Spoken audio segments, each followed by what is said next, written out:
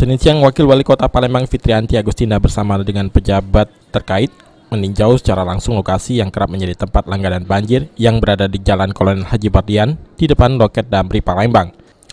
Di lokasi tersebut ketika kota Palembang dilanda hujan yang cukup deras akan menyebabkan kemacetan dan juga dikhawatirkan keselamatan pengguna kendaraan yang melintas. Dalam tinjauannya, Fitri mengungkapkan genangan air yang kerap terjadi tersebut karena sedimentasi yang cukup tebal dan juga ada beberapa pipa yang sudah tidak berfungsi lagi namun masih berada di saluran air tersebut yang menyebabkan aliran air tidak mengalir secara lancar. Ia berharap ke depan kawasan Terminal Damri ini ketika hujan melanda tidak ada lagi genangan yang menyebabkan banjir dan kemacetan di lokasi tersebut. Ia juga menghimbau kepada masyarakat agar tidak membuang sampah sembarangan di saluran air. Tadi saya untuk kesekian kalinya datang memantau daerah yang menjadi kebiasaan jadi langganan banjir ya, untuk memastikan kedepannya daerah ini untuk betul-betul aliran airnya betul-betul lancar.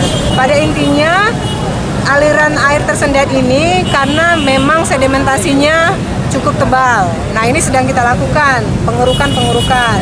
Yang kedua, ada beberapa pipa yang pada intinya sebenarnya pipa itu tidak berfungsi lagi, tapi memenuhi lubang atau saluran sehingga aliran air tidak bisa mengalir secara deras. Harapannya yang saya intikan bahwa kawasan ini mudah-mudahan kalaupun seandainya malam nanti hujan, besok hujan, kawasan ini insya Allah dalam waktu dekat kalaupun hujan tidak akan lagi banjir.